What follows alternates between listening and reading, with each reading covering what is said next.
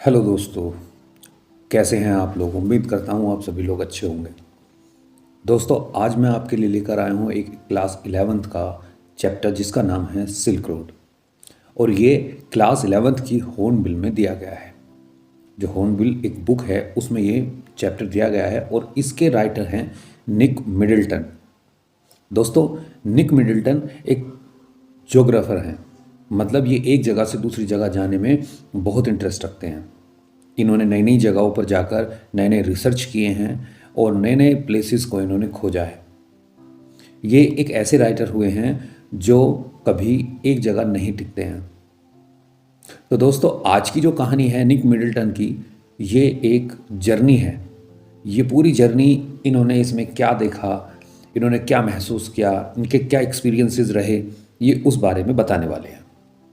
दोस्तों, इन्होंने अपनी इस सिल्क रोड वाली कहानी में बताया है नेचर को।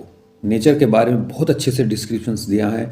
यहाँ पर इन्होंने बताए हैं पहाड़, बादल और जो जहाँ पर ये रुकते हैं, कैफ़े एट्सेट्रा। यहाँ पर इन्होंने सारी चीज़ों को देखा है, महसूस किया है और उन्हीं को इन्होंने डिस्क्राइब किया है। दोस्तों, ये कहानी जो चलेगी ये एक प्लेन एरिया से चलती है और जाती है एक हिल स्टेशन तक। बहुत ऊंचाई तक ये कहानी जाती है। राइटर पूरी ऊंचाई तक जाता है और वहाँ पर जाते जाते जो जो एनवायरमेंटल जितने भी फैक्ट्स मिले सभी को राइटर ने इसमें बताया है। और ये कहानी शुरू होती है रावू नाम की एक जगह से और ये जर्नी होती है माउंट कैलाश तक। बट दोस्तों, इससे पहले मैं आपको बताना चाहूँगा इस कहानी में हम जानेंगे सिल्क रोड के बारे में। पूरी कहानी सिल्क रोड से होते हुए जाती है। यहाँ पर राइटर जाते हैं सिल्क रोड को कवर करते हुए और ये रास्ता जाता है माउंट कैलाश तक। तो दोस्तों, पहले जानेंगे हम सिल्क रोड के बारे में। वैसे तो सिल्क रोड आजकल इतना ट्रेंड में नहीं है, या हम इसके बारे में इतना नहीं जानते हैं, या आज की जनरेशन नहीं जान पाती है, क्योंकि इसका कभी एक टाइम होता था जब ये बहुत फेमस था पूरी दुनिया में। सिल्क रोड हजारों साल तक यूज किया जाता था और इसी रास्ते से होते होते हमने देखा कितने ही देशों का कल्चर एक दूसरे में ट्रांसफर हुआ, कितने ही आइडियाज एक दूसरे में ट्रांसफर हुए। और ये ऐसा माना जाता है सिल्क रोड की शुरुआत चाइना में हान डायनेस्टी जो थी उसने इसकी शुरुआत की थी। ये टाइम था 206 BC और इस 206 BC में इसकी शुरुआत हुई थी। और दोस्तों, मैं बता दूं, ये जो रोड है सिल्क रोड, ये चाइना को अरबिया यूरोप से जोड़ता है और इसमें कई सारे ऐसे देश आते हैं जिनका जिक्र नहीं किया जाता है, लेकिन सभी का मोस्ट इंपॉर्टेंट रोल है। और इसी सिल्क रोड से सभी ने ट्रेड किया था। सिल्क रोड इसका नाम इसलिए भी पड़ा था क्योंकि इस रोड से जितने भी ट्रेड्स होते थे उन सभी में सिल्क का ट्रेड सबसे ज़्यादा होता था। और फिर इतने सारे ट्रेड्स हो रहे थे तो इसी के साथ लोगों का आना जाना था और इन लोगों के आने जाने के साथ में ये लोग लेकर आ रहे थे अपना कल्चर, अपने आइडियाज़, अपनी आइडियोलॉजी, अपना रीज़न। तो ये सभी चीज़ें ट्रांसफ़र हो रही थी सभी एक दूसरे देश में। तो ये तो नेचुरल था, सभी लोग एक दूसरे से मिल रहे थे तो सारी चीज़ें ये ट्रांसफ़र हो रही थी। एग्जाम्पल के लिए बुद्धिज्म जो आया था वो वाया सिल्क रोड आया था चाइना में। वैसे तो बुद्धिज्म इंडिया में पनपा था, इंडिया में शुरुआत हुई थी, बट चाइना पहुंच गया इस सिल्क रोड के होते हुए। और इसी तरह इस्लाम भी मध्य एशिया या मिडिल एशिया में हम कहें, इंडिया और चाइना में फैला था। तो हमने दो एग्जाम्पल देखे, बुद्धिज्म और इस्लाम। तो ये दोनों ही धर्म दुनिया में अगर फैले हैं तो उसमें सिल्क रोड का बहुत अहम रोल है। अगर देखा जाए तो टेक्नोलॉजी में भी सिल्क रोड ने एक मोस्ट इंपॉर्टेंट रोल प्ले किया है। जैसे कि पेपर, मतलब कागज बनाने की जो टेक्निक थी वो चाइना से भारत में आई थी। तो दोस्तों, हमने देखा ये सिल्क रोड का कितना बड़ा रोल है इस दुनिया को एक करने में। धीरे धीरे सिल्क रोड 16th सेंचुरी तक आते आते अपनी पहचान खोने लगा था। 16वीं सेंचुरी से पहले पहले सिल्क रोड काफ़ी फेमस था, लेकिन यहाँ तक आते आते ये अपनी पहचान कहीं खो सा रहा था और इसकी जगह वाटरवेज ने ले ली थी, मतलब जल मार्गों ने इसकी जगह ले ली थी। इस सिल्क रोड से लोगों ने आना जाना कम कर दिया और उनको आसान लगने लगा। वाटरवेज जो कि जल मार्ग था वो आसान लगने लगा और लोगों ने उसको अपना लिया। तो दोस्तों ये थी बात सिल्क रोड की। और अगर हम बात करें सिल्क रोड का इस कहानी में क्या रोल है, यहां पर हम देखते हैं राइटर जो है हमारे वो माउंट कैलाश पर जाना चाहते हैं और राइटर है अकेले। अब हम अगर कहीं पर जर्नी करते हैं तो हम कभी कभी बोर हो जाते हैं, इसके लिए हमें किसी इंसान की ज़रूरत होती है, किसी कंपनी की ज़रूरत होती है और इसीलिए माउंट कैलाश पर जाना चाहते हैं राइटर और साथ में चाहते हैं कोई कंपनी। दोस्तों आखिर माउंट कैलाश पर क्यों जाना चाहते हैं? वो इसलिए जाना चाहते हैं क्योंकि उन्हें एक कोरा परफॉर्म करना है, मतलब माउंट कैलाश की परिक्रमा करनी है और इस परिक्रमा को करने के लिए कोई साथी मिल जाए तो क्या ही बात हो। सैटर्न सैटर्न एक ऐसा व्यक्ति है जो राइटर को कंपनी देगा और वो साथ में जाएगा। एक्चुअली वो एक टूरिस्ट गाइड है, वो एक ड्राइवर है और वो लोगों को लेकर आता है, जाता है और वहाँ की लोकेशन के बारे में समझाता है। तो सैटर्न वहाँ पर उसको मिल जाता है। दोस्तों एक शख्स और है हमारे राइटर के साथ में, डैनियल।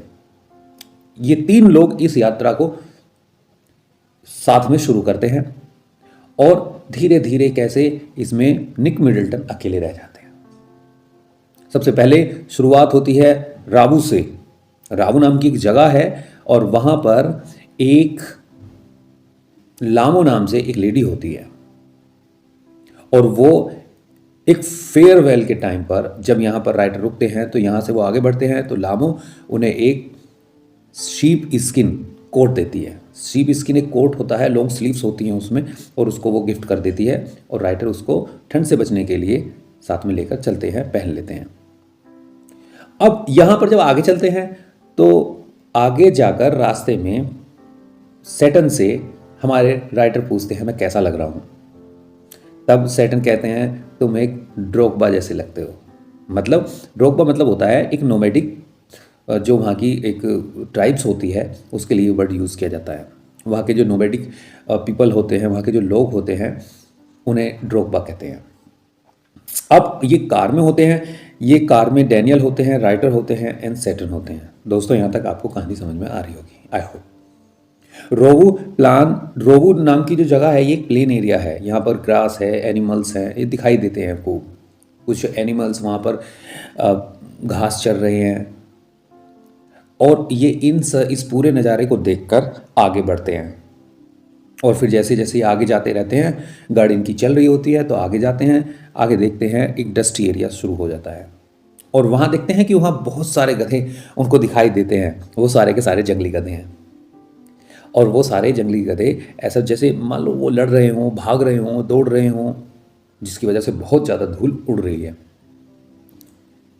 और वहाँ से जब वो धीरे धीरे आगे बढ़ते हैं तो आगे आगे हिल्स स्टार्ट हो जाती हैं, वहाँ से वाइल्ड लाइफ स्टार्ट हो जाती है, ग्रीनरी स्टार्ट हो जाती है, पहाड़ ऊंचे ऊंचे दिखाई देने लग जाते हैं।